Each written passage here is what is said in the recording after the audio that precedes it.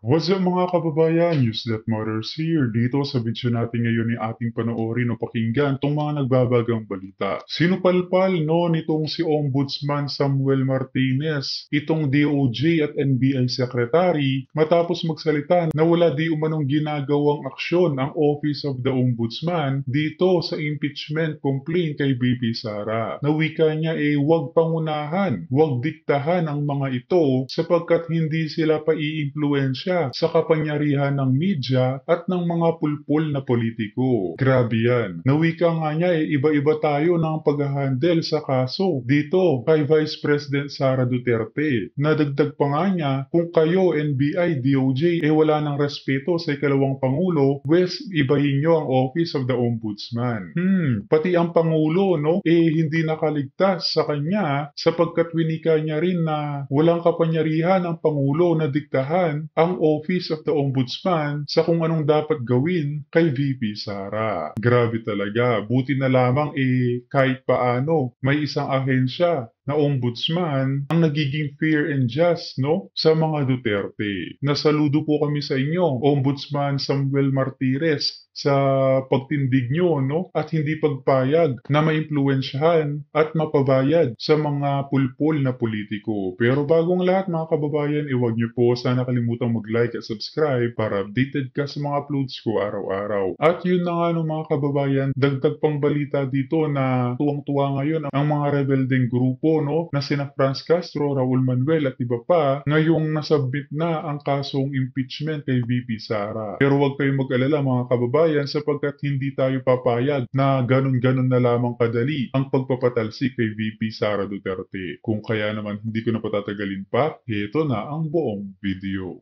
Doon sa sinabi niya Justice last week na kapag napatay siya, may kinausap na siya para patayin ang presidente, ang First Lady at si Speaker Martin Romualdez. Doon sa statement na yon, hindi kayo manghihimasok dahil nakikita nyo doon, Justice, ay sinabi niya yon as a person, as an individual, not as the Vice President Yes. and part ng function niya.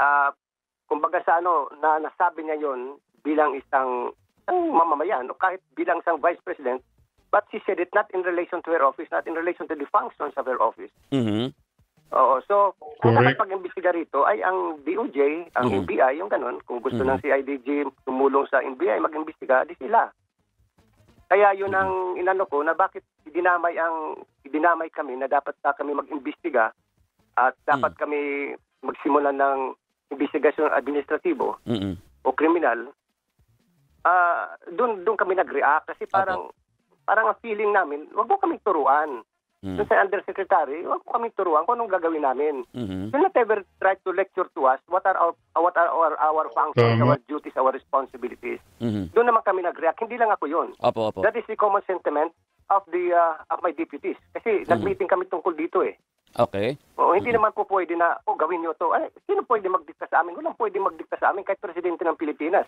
You still remember during the PDAF cases at the Sandigan Bayan when I was there? Opo. Oo, naalala mo yung sinabi ko na no kings or princess or president can never tell us what to do. Correct. During the hearing, sa open court. Walang pwede magdikta sa amin. Ito ay responsibilidad namin sa taong bayan, hindi sa particular na political party or politician. Hindi. Wala kaming obligasyon sa sino mang politiko o sino mang political party, kundi sa taong bayan lamang. So yun ang pinagsiservisyohan namin. So kung anong tama, yun ang gagawin namin. Kung ano sa pananaw namin ay tama, yun ang gagawin namin. Katulad yung pagpapataw ng mga preventive suspension sa mga government officials na nagkakaroon ng kaso sa amin, we follow the rules. Na sinusunod namin kung ano ang guidelines sa pagpapataw ng preventive suspension. Dangan nga lang at itong nakaraang Agree. mga araw ay Buti pa itong si Ombudsman Samuel Martires hindi nagpapadikta at hindi rin naimpluwensyahan ng media lalo na't sinampa ang kasong impeachment ni VP Sara sa Ombudsman. na-issuehan ng PRO yung mga preventive suspension na-issue namin. Sa Nagtataka kami Court of bakit Appeals. na-issuehan ng preventive suspension, i-implemented na yung order, 2 buwan nang nakakaraan. Diba, nag-usap din tayo tungkol dito. Opo. Yun yung mga sa amin na nagre-react kami. Ano ba ito? Talaga bang sinusunod natin ang rule of law? Yung ganun. So dito sa usapin ngayon ni Vice President, hindi kami pwedeng maghimasok muna. Kasi wala pa kami nakikita. Tinitingnan namin bawat bawat hearing ay mayroon nakikinig sa amin kung ano itong nangyayari. Mm. Pati nga yung involvement ng pulis eh. Kasi di ba ang ombudsman, meron din kami Apo, ombudsman correct. for military officers and other law enforcement agencies, di ba? Apo, Justice. Oo. So, tinitinda namin, may nagmo-monitor sa hearing ng ng Congress, ng House. In the meantime, tatahimik lang kami. Hindi man kami mahilig mag-media eh. Alam mo yan. Alam mo Alam yan ko na po yan. palagi akong tumatanggi sa inyo. Apo, Diba? apo. Nagkataon lamang itong mga pagkakataon na itong mga panahon na ito na Narinig niyo yun mga kababayan, pati siya, no? Itinatanggi niya ang mga impluensya ng media. Sana Ombudsman Samuel Martires, magtuloy-tuloy ang pagiging fair and just nyo, no? Habang hinahandle nyo ang kasong impeachment kay VP Sara at wag na wag kayong papaimpluensya o magpabayad man sa mga bangag. kailangan magsalita kami. Kailangan magsalita ako bilang head of office. Actually, sinasabi nga sa akin ng iba, ba't hindi ako kumuha ng spokesperson? Eh baka mamay maibang masabi ng spokesperson, hindi katulad ng sasabihin ko. Dahil yung sasabihin ko, hindi lamang nagagaling sa utak ko, nagagaling din sa damdamin ko. Tama. Justice, doon po sa issue na binabanggit ninyo kay DOJ Undersecretary Jesse Andres, ano yung sabi niya, bakit hindi pa kumikilos ang ombudsman? At di po ba, kung tama ako, ay nagpaalala ka naman na may power ang ombudsman kahit na hindi kayo mag-initiate ng investigation, may power kayo na saluhin o ipagpatuloy yung ongoing investigation ng isang agency. Yes. Actually, bago ko nasabi yon, ang sabi ko, kung sa pananaw ni Undersecretary, kami ay dapat pumasok, kami ay dapat mag-imbestiga, I advise him to just, shut up dahil we will take over the investigation of the case. Pero minsan na hindi namin ginawa yon. Pag nalaman namin na nag-iimbestiga ng NBI, ihintay na lang namin yung complaint na gagawin ng NBI at doon namin hihimayin yung kanilang complaint. Na marunong naman kami rumispeto sa ginagawa sa trabaho ng ibang tao, ng ibang ahensya ng gobyerno. So parang pakiusap ko lang sana, nabitawan ko lang yung salitang shut up, is for the Undersecretary to just focus on his work. Huwag niya kami tuturuan kung kailan kami mag-iimbestiga o kailan kami hindi mag-iimbestiga. Alam namin ang aming ginagawa. At binabanggit... Siguro nakita mo namang nakita na nagkaharap na tayo, di ba? Opo. Sa mga ginagawa namin sa ombudsman, aywan po, Robert, doon lang kami nag-react. Yung sasabihan kami na may power to investigate. True, we have that power to investigate. Totoo yan. Ang problema ngayon, naka-tie up din kami doon sa decision ng Supreme Court sa Enrique Gonzalez. Okay? Doon sa Enrique Gonzalez, sinasabi doon na kung yung pag-iimbestiga mo sa criminal o administrativo would result in the dismissal on the impeachment of a impeachable officer katulad ni Vice President. Bawal yun eh. So we cannot file administrative or criminal case against the Vice President because it might result in her impeachment. Yun ang pinagbabawal eh. Doon sa Enrique Gonzalez na kaso. So parang sinasabi ng Supreme Court, bago nyo kasuhan to ng criminal o administrative, impeach nyo muna yung impeachable officer. Doon muna sa impeachment. Doon muna, mauna yung impeachment, impeachment. bago yung criminal o administrative case. Oo, na hindi nyo namang role pa. Kaya sabi ko, malayo pa sa Philippine Area of Responsibility kumbaga sa Bagyo. Medyo malayo pa, Robert. Kaya ngayon siguro, may panahon pa tayo magngitian, di ba? Makipagtawanan, although malimit, nakikita mo ako, nakasimangot. Correct. But to start with, alam naman natin na sinisingle out nila yung Office of the Vice President. For what? Alam natin what is the motive behind. Kung gusto nilang talagang seryoso sila, maimbestigahan yung confidential funds na yan, they should start with the Office of the President. Office of the President, Vice President, lahat ng mga opisina, lahat ng ahensya that are receiving confidential funds. Inspeksyonin nyo ng husto. Kaya confidential funds, kuha niyo, imbestigahan nyo ng husto lahat.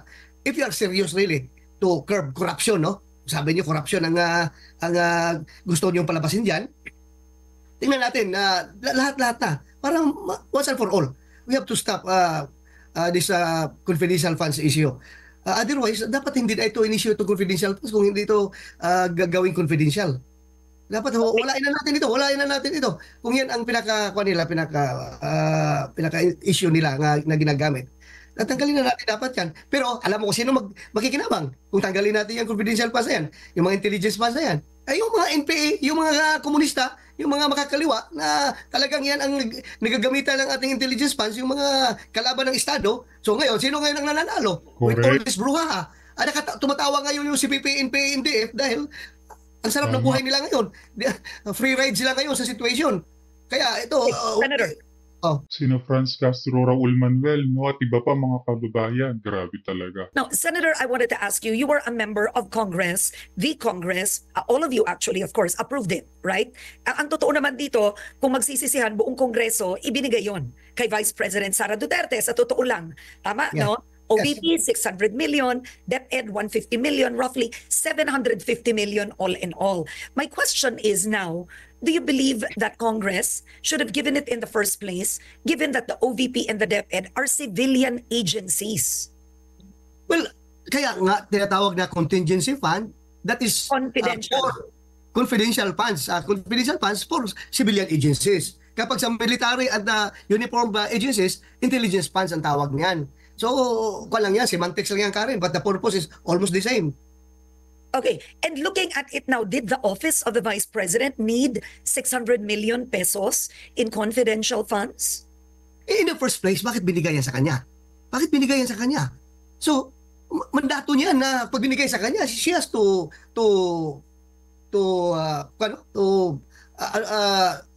use those funds. Andiyan yan, binigay sa kanya. Otherwise, sa next budget hearing, isisingilin siya ng kuha. Bakit hindi niyo ito nagasto? Okay, now the Commission on Audit has flagged the office of the Vice President a few times, the latest, saying that she has questionable expenses for her confidential funds amounting to 375 million pesos. I know you, being an ally of the Dutertes and the Vice President, doesn't this alarm you na hindi niya sinasagot gayong pera po ito ng taong bayan? Anong hindi sinasagot? Hindi sinasagot ang opisina niya, yung kuha, kung paano nila di-disperse yung confidential funds? I don't think so. Yung kuha audit report is not final. Yan kasi binabasihan ng nag-imbestiga ng mga taga-Quadcom. Yung kuha audit report kuno. Alam naman natin lahat yan. Yung kuha audit report is temporary. Temporary yan at yan ay audit report lang yan na inire-remind ka na ganito ang obserbasyon nila. Then, it's up for you to make up for whatever deficiencies that your agency has failed to do. So, i-make up mo yan at the end of the year, mag-clear mo rin yan. Lahat naman ng opisina, halos lahat ng opisina, mayroong kuha audit report. So, hindi po yan final. Kung gusto ninyo talaga na magkaroon ng magandang investigasyon na walang bahid ng politika, no? Let the kuha do their job. Let the kuha do their job. And for all we know, everything will be settled kapag ang kuha nga mag-investiga niya lahat-lahat. Walang halong politics. I mean, just looking back, the reason this all started was really because of the budget process, right? The Office of the Vice President was asking for an increase in her budget. And when there was a hearing, it was revealed. All these things were revealed in time. So it started first. Let me ask you this. For the DepEd, she refused to answer questions, right? For the proposed 2025 budget. Kumbaga nagsimula naman ito because of a budget hearing. Nagsimula yan na Karen, no? Nagsimula yan hindi dahil sa hindi pagsagot ni Sara. Nainis lang siya doon sa mga tanong na yun. Pero nagsimula yan dahil meron talaga motibo na siya ay uupakan dyan. Meron Correct. talagang grand scheme of things. Meron talagang malaking design. Agree ba kayo dun sa winika ni Senator Bato, mga kababayan, na kaya sinimulan itong budget hearing sa OVP para upakan, siraan, no, ang ating Vice Presidente ng mga pulpul na Kongreso? Pag-comment nga yung opinion sa ating comment section ng ating mapag-usapan sapagkat kung akong tatanungin, agree ako, no? Nakitang-kita na pamumulitika lamang ang kanilang ginagawa. It's a grand design to demolish her. Kaya doon kaagad ginamit na nila yung mga magkakaliwa. Pagdating dyan sa confidential funds na yan, at tuwang-tuwa naman itong mga kaliwa na gamitin sila dahil alam nila na yung mga funds na yan ay karamihan dyan ay nagagamit agad sa kanila. Look, yung sa DepEd, paano ginamit yung ibang confidential funds doon? May programa doon na yung mga kabataan ay talagang ginagawa ng summit para educate about the evils of recruitment, na shady recruitment ng mga makakaliwa. So sila ang tinatamaan, mawala sila ng membro kapag ang mga kabataan ay na-inform, na-educate about yung recruitment nila, panglilin nilang sa mga kabataan. So ngayon, tuwang-tuwa naman ito magkakaliwa, ginamit sila doon. So gamitan lang yan, Karen, gamitan yan. Isn't that a bit, simplistic? That's the excuse for the DepEd funds. But then the OVP, it was given to safe houses where the rentals were quite expensive.